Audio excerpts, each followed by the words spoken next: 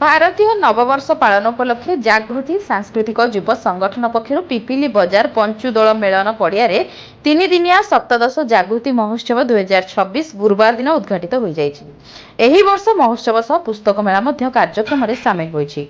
संगठन सभापति प्रभात कुमार महापात्र सभापतित्व आयोजित सभार मुख्य अतिथि पिपिली विधायक आश्रित पट्टनायक जोगदे वर्णाढ़ कार्यक्रम को बहु प्रशंसा करथिले।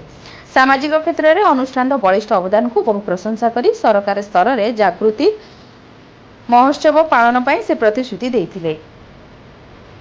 सम्मानित अतिथि भाव विशिष्ट गीतिकार श्रीकांत गौतम, लक्ष्य टेक्नोलोजी प्रतिष्ठान निर्देशक विष्णु प्रसाद दास, विशिष्ट उद्योगपति एन गंगाधर रेड्डी, पुस्तक मेला सभापति भिकारी चरण धल, संपादक अर्जुन घड़ई, फकीर मोहन विश्वविद्यालय पूर्वतन अध्यक्ष कुमारवर दास प्रमुख जोगदे महोत्सव माध्यम भारतीय नववर्ष पालन संस्कृति परंपरा को उज्जीवित करने अनुष्ठान अवदान को बहु प्रशंसा करथिले।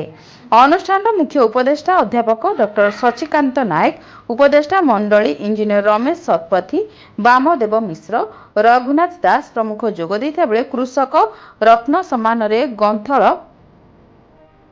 गुंथल ग्रामर विजय कुमार प्रधान को सम्मानित कर लक्ष्य टेक्नोलोजी प्रतिष्ठान निर्देशक विष्णु प्रसाद दास को जागृति सम्मान में सम्मानित कर विभिन्न क्षेत्र में अंचल पर सुनाम सह कृतित्व हासिल कर छात्र छात्री मानक अतिथि मानक द्वारा संबर्धित कर जोड़ी होइतिबा प्रथम पुस्तक मेला अवसर में पुस्तक समिति द्वारा प्रथम पत्रिका उत्कर्ष अतिथि मानक द्वारा उन्मोचित होइतिला। कार्यक्रम में उत्कल संगीत महाविद्यालय छात्र छात्री और स्थानीय प्राची संगीत महाविद्यालय कलाकार द्वारा ओडिसी नृत्य संगीत एवं जागृति नृत्यांजलि परिवेषण हजार हजार दर्शकों को मनमुग्ध करथिला। ओडिया भाषा सहित संस्कृति विभाग पक्षर आसीथिबा रणपा नृत्य दल विशेष आकर्षण केन्द्र बिंदु पलटिथिला।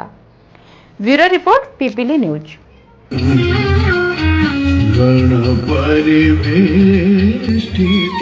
मो सम्मुखरे बसिथिबा मोर गुरुजन माने नेतृत्व माने पिपिली अंचल आदिवासी माने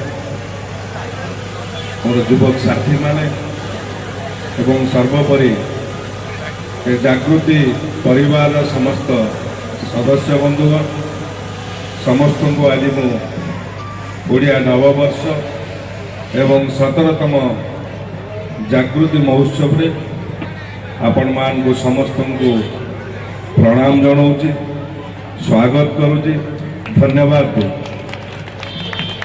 ये जागृति महोत्सव आज 17 वर्ष पदार्पण करिछि। प्रभात गुरुजी एवं समस्त गुरुजन मानकर सहयोग रे ये जागृति महोत्सव आस्ते आस्ते महाद्रुम परिणत होगा जाऊँगी। यह केवल संभव हो पारे